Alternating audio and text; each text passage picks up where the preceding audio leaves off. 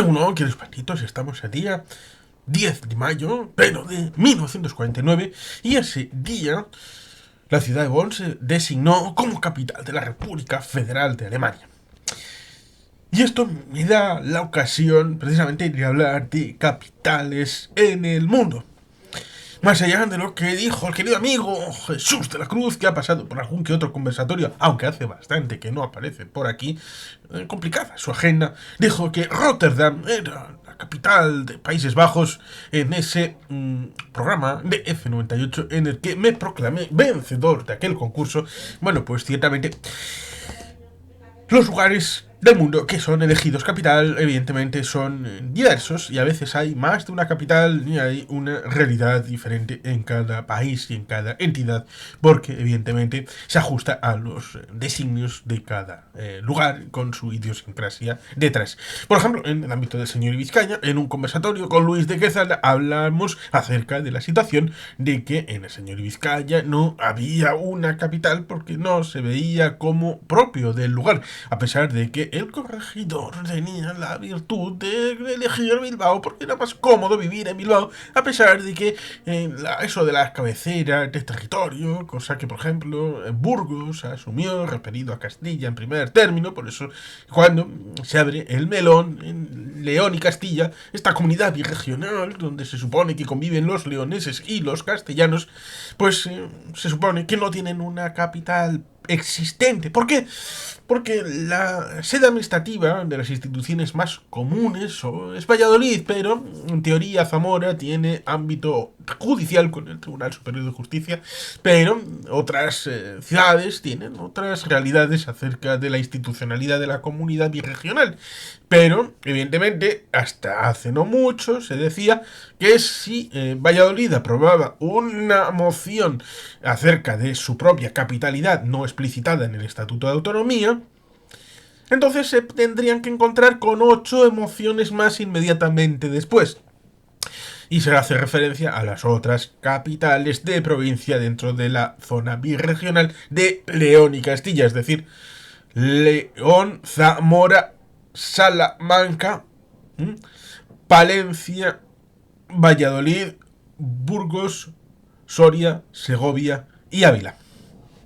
Y creo que no me he olvidado de ninguna de las provincias y por ende capitales de provincia, porque en 1833 tenemos ese momento en el que Javier de Burgos hace la distribución del café para todos del siglo XIX a través de las provincias y las diputaciones. Pero es que ciertamente, más allá del territorio del Estado español, nos encontramos con el hecho de que la Unión Sudafricana, que surge a través de 1898-1902, esa guerra sudafricana donde los británicos y los Boers acaban con una guerra que culminará la victoria de los británicos, pero estos asumirán una Unión Sudafricana de 2 territorios británicos, por decirlo de alguna manera, y 2 territorios Boer, que incorporarán una unión equipotencial que servirá para ser la base de un tal Jan Smuts, para ser el único que ha firmado la capitulación de la Primera Guerra Mundial y la capitulación de la Segunda Guerra Mundial como jefe de su territorio, la Unión Sudafricana, como ámbito propio del Imperio Británico, lo cual ciertamente es muy interesante. Y actualmente, después de la desaparición del apartheid, tiene varias capitales. No solamente Johannesburgo, sino Bloemfontein, Curaçao. Tiene institucionalizado 3 capitales. Ciertamente tiene mucho peso en los Países Bajos. Tiene mucho peso La Haya, sobre todo a nivel internacional, derechos humanos, ¿no? Rotterdam tiene algún peso, sobre todo pensando en el puerto tan importante referido al ámbito mundial, la conexión, por ejemplo, marítima con Asia y la entrada en Europa de insumos. Pero la capital oficial es Ámsterdam. Lo mismo que, por ejemplo, en Estados Unidos, los diferentes estados, la capital de cada estado no es casi nunca, y estoy tentado de decir nunca, la ciudad más importante del estado. Tal vez para servir de contrapeso a esa ciudad tan importante. Por ejemplo, California. Sacramento. No es ni San Francisco, ni Los Ángeles, ni San Diego. Es Sacramento, que está más hacia el norte. Nueva York, el estado de Nueva York lleva ese nombre, pero la ciudad de Nueva York no tiene importancia a nivel del estado de Nueva York, sino es Albany. Y luego tenemos otras muchas cerca de los diferentes estados, ya sea no es Miami, la capital de Florida, no es ni... Bueno, ciertamente sería largo y prolijo, pero ahí está el mapa para decirnos dónde están las diferentes realidades capitalinas en los Estados Unidos. Y también referido a Canadá, referido al ámbito de Australia, quien pudiera pensar que es Sydney, ¿no? Es Melbourne, y por tanto, tampoco es Melbourne, es Canberra. Esto, evidentemente, es algo que a veces está en duda, por ejemplo, Japón, con el tema de Kioto, Tokio. ¿Cuál es la verdadera capital auténtica? Que oficialmente es Tokio. La capital histórica de Corea, situada en Pyongyang. Y evidentemente luego el tema de Seúl y la evolución de la propia historia, en tanto en cuanto se partió por aquel paralelo en el ámbito de la Guerra Fría, año 45-50, la posterior guerra, en un momento en el que le escuché hablar a un invitado de Rubén Villamor, en esa circunstancia que resulta curioso porque estamos hablando de Corea del Sur, era rural, agrícola, ganadero, era un territorio agreste en lo económico, agreste en lo orográfico era el norte. Pero la economía estaba en el norte, las industrias estaban en el norte, la capital estaba en el norte. Y por tanto, cuando los estadounidenses hablan con los rusos soviéticos, en 1945, en agosto, cuando les dicen, bueno, pues, ¿y si no os paráis aquí? Y la tormenta esta de verano, es cuando entraron a comienzos de agosto en Manchukuo y también en Corea, desde el ámbito de Vladivostok directamente. Pues un oficial estadounidense les dijo, oye, ¿qué te parece hasta aquí? Y como incorporaba Pyongyang, bueno, pues perfecto, bien, está más o menos a la mitad. Y el estadounidense pues lo dijo un poco a voleo, dejando una ciudad, bueno, más o menos ahí Seúl, que estaba por ahí, en la zona del sur. Y como la zona de minas, la zona de industria, pues quedaba en el norte, los soviéticos dijeron, bueno, fantástico, bien, de acuerdo. Y por eso resulta interesante. Luego, la evolución posterior, en donde Seúl ha cogido cuerpo, amenazada por la cercanía de la zona desmilitarizada, bueno, desmilitarizada con una zona colchón de minas, pero con unas pocas de fuego impresionantes a la hora de amenazar esta capital. Pero claro, una cosa es estar amenazada y otra ser dividida, como tenemos Nicosia, que tiene un aeropuerto que está anclado en el año 1974, el momento en el que se produjo la partición de la isla por la fuerza, porque entró el ejército turco, hoy diríamos hombrecillos verdes, en el ámbito de Turquía, por la posible enosis de Chipre con respecto a Grecia. Y ahí está, dividida, como si fuera la nueva Berlín, como el muro de Berlín que terminó en 1989, y por eso precisamente está enlazado con lo que sucedió este 10 de mayo de 1949. En ese momento había terminado ya el asunto del puente aéreo, porque debemos de retroceder a Yalta, porque en ese momento se empezó a sentar la base de cómo sería el reparto, en tanto en cuanto previamente ha habido otros momentos. Por ejemplo, en Casablanca, en 1943, con los dos grandes, más estaba por ahí De Gaulle, y de ahí los dos grandes, es decir, Churchill y Roosevelt, fueron a Teherán, la cumbre de Teherán, en 1943, y a partir de ahí, en 1944, surgió la idea de lo que sería el plan Morgenthau, con la ruralización de toda Alemania, el despedazamiento y, por ejemplo, la unión de Austria con Baviera, y por tanto ahí había un odio antiamericano, atávico contra los alemanes,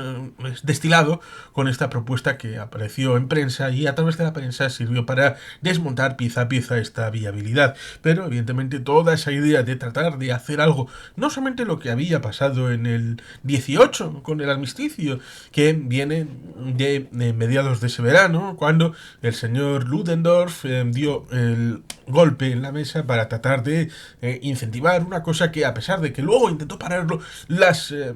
vicisitudes que encadenaron los mecanismos que fueron entrando en juego, hizo imparable llegar a noviembre con el armisticio, que luego al final evolucionó en el tema de la puñalada por la espalda, que se utilizó en la situación de la interinidad del periodo llamado de entreguerras, cosa que podemos poner en tela de juicio acerca de la evolución posterior hasta el 1933, el Tercer Reich, y a partir de ahí a la Segunda Guerra Mundial. Evidentemente, cuando Alemania hace el armisticio, no está sino en terreno enemigo, está en territorio de Bélgica y territorio de Francia. No hay ni un soldado en territorio alemán. No, por lo tanto, tenían esa impresión de, más allá del dictat, de Versalles y todo esto, en 1943, 44, 45, entrar en Alemania, sojuzgarla, porque se ha visto que el no sojuzgarla y el ponerle unas condiciones draconianas, pero en principio desde fuera, sin la ocupación efectiva del territorio, más allá de algunos casos, en el caso del Ruhr, la cuenca minera y las industrias, cosa que hicieron los belgas y los franceses para tratar de agilizar, dicho diplomáticamente, el cobro de ciertas deudas que están establecidas. Por eso luego se hizo el Plan Dawes, el acuerdo Brian Kellogg, todas estas circunstancias que se hicieron en los años 20 para tratar de enjuagar lo que el señor John Maynard Keynes había dicho en 1919, de que eso era una barbaridad lo que se estaba proponiendo para Alemania, y que el tema dinerario, financiero, era demasiado oneroso, y que eso llevaría tal vez a una nueva guerra en un futuro más o menos inmediato. Alguien le puso edad. Es decir, dijeron, esto es una paz para 20 años. Y justo 20 años, 1939. Ahí está el desafío. Y que evidentemente eso llevó a la evolución del país en trozos. En un trozo en el que, precisamente en mayo de 1945, cuando se suponía que tenían la posibilidad de acceder, después del arresto del gobierno de Flensburg, de el señor Dönitz como canciller, de ese gobierno efímero que duró una semana, cuando tenían una perspectiva diferente, porque en ese momento tenían evidentemente lo que no estamos viendo desde el presente, porque pensaban que bueno, tiene que haber un gobierno de Alemania que negocie de tú a tú. No, aquí va a haber fuerzas de ocupación, como luego pasará, por ejemplo, en Irak en 2003. Y luego ya si eso habrá autoridades civiles, cosa que tardó hasta 1949.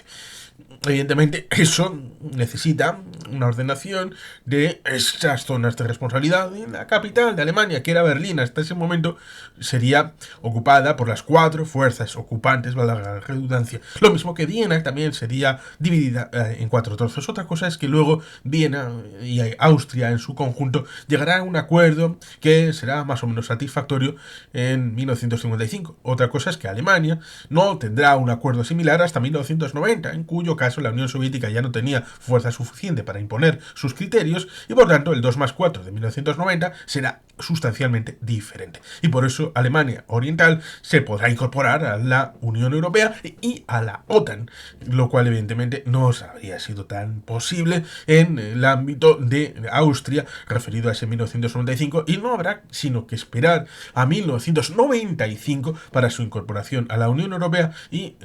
debido a que todos los países a partir de ese momento que la rodean son integrantes de la OTAN, Austria tiene una especie de paraguas, como cuando una parte de la sociedad deja de vacunarse y el efecto manada, el efecto de grupo, el efecto paraguas acerca de esa población en concreto, ese individuo, pues evidentemente le hace de protección frente a los viles y criminales gérmenes. Por tanto, ahí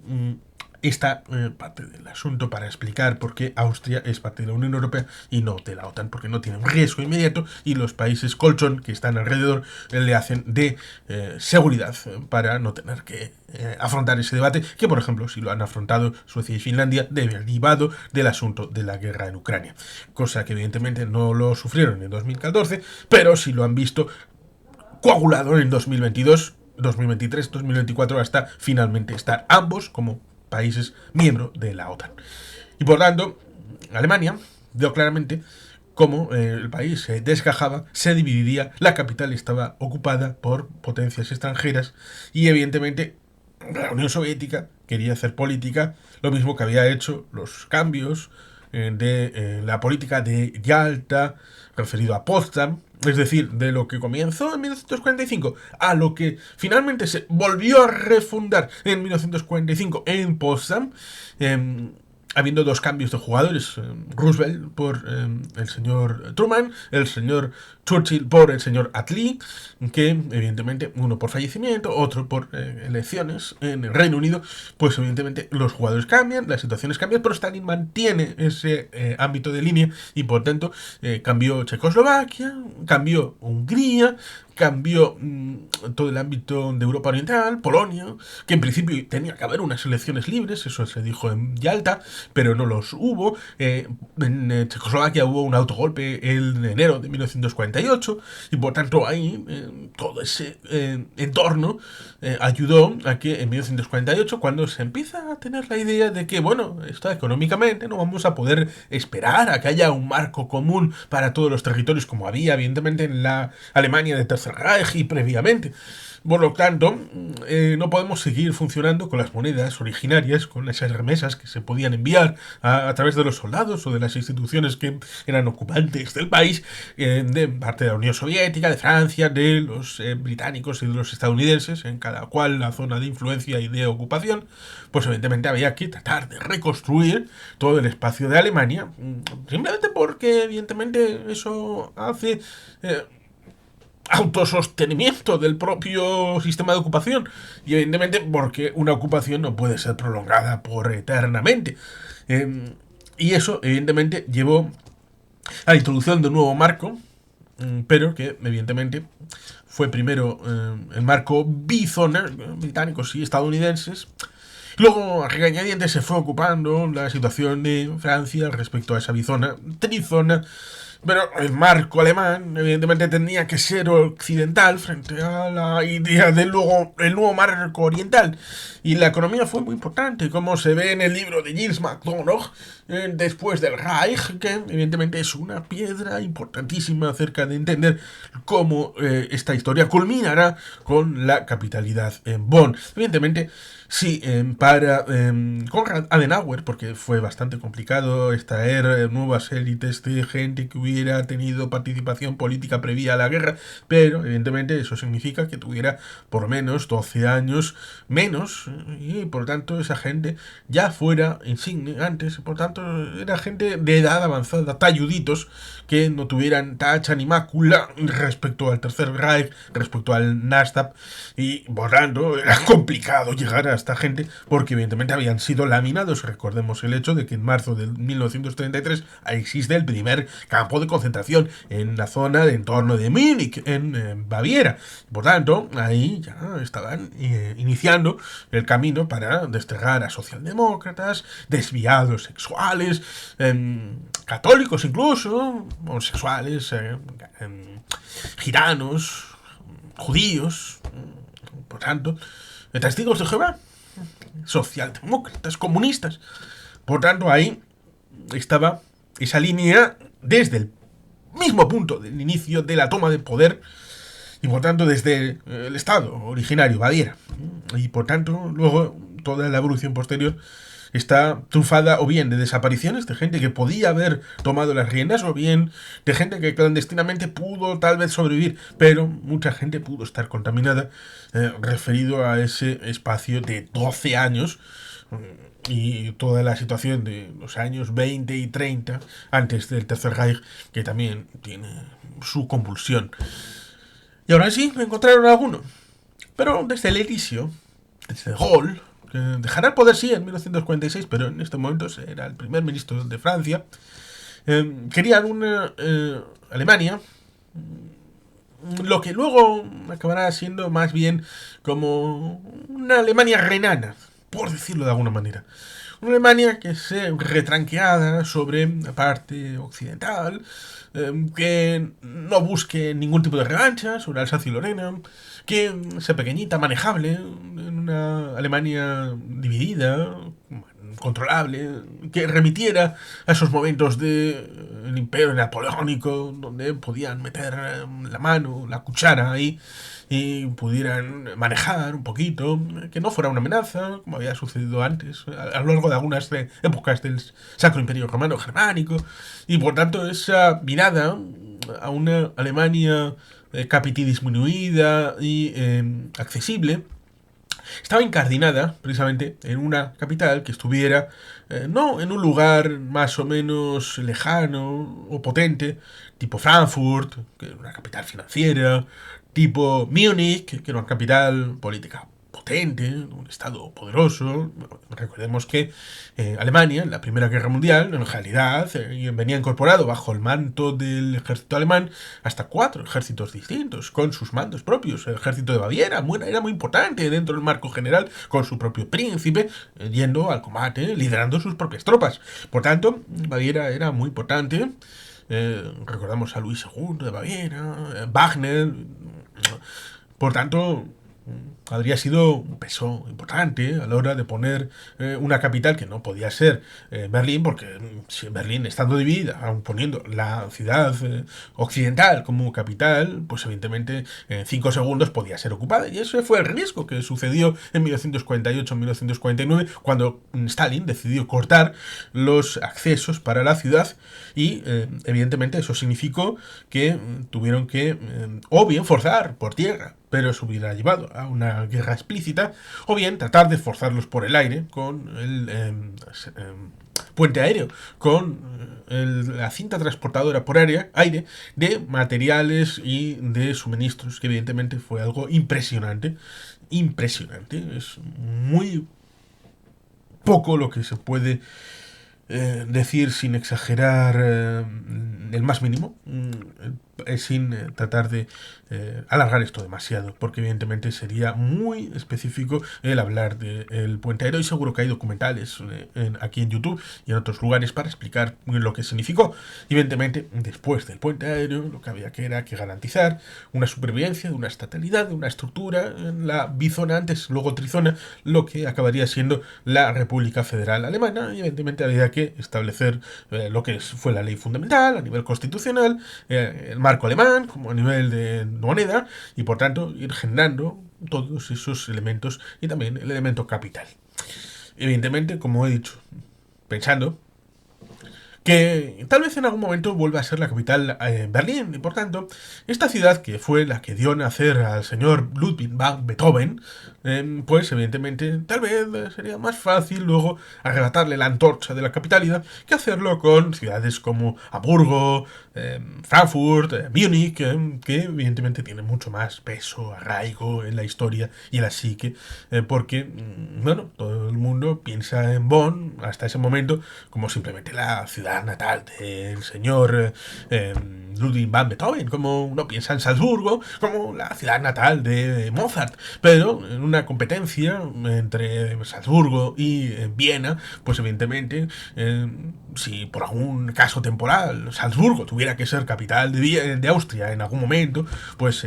costaría muy poco luego posteriormente, a pesar de que hubieran pasado incluso 40 años, el traspasar la capitalidad de Salzburgo a Viena de nuevo. Un poco también esa mentalidad estaba para conjugar todos los ámbitos poliédricos en donde pudieran ir jugando todos los elementos para poder vehiculizar la decisión, que salió más o menos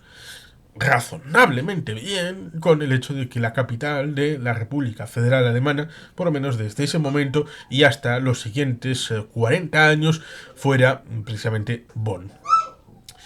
Y evidentemente esto nos remite al País Vasco, donde la capital es ninguna, pero el territorio incorpora una sede administrativa de los territorios comunes como es Vitoria, a veces pensando que sería bastante fácil trasladar la capital en algún momento determinado de Vitoria a Pamplona, lo cual no sabemos si en algún momento va a ser necesario hacer, sobre todo teniendo en cuenta de que habría sido muy costoso para el ámbito vasco quitarle la capitalidad, ya sea a Bilbao o a San Sebastián, lo cual evidentemente era algo que no se deseaba porque evidentemente es algo que la propia historia nos advierte acerca de estos movimientos porque la población tiene un peso específico acerca de su propio pasado y de su propia realidad mirando hacia el futuro. Y por eso es comparable el hecho de poner la ciudad capital de Alemania en Bonn, seguirá temporalmente lo mismo que la ciudad de la llamada capital de Euskadi sería actualmente Vitoria, más o menos por el mismo motivo. Otra cosa es que a veces lo provisional se convierte en permanente. Ya veremos. Lo de Alemania tuvo aquella evolución que ya todo el mundo sabe. El muro cayó en noviembre de 1989 y luego finalmente Alemania recuperó la unidad de Berlín. Berlín empezó a reconstruirse, la cicatriz del muro empieza a desaparecer y por lo tanto Berlín volvió a ser oficialmente la capital, trasladando los trastos y las instituciones a, de nuevo, la ciudad de Berlín. Y desde entonces ya nadie recuerda prácticamente que Bonn llegó a ser capital de la República Federal de Alemania. Pero bueno, aquí estamos para recordarlo. Y con la venia, pues sin más, queridos patitos, es que ricasco, agur berobat, beti gelpian.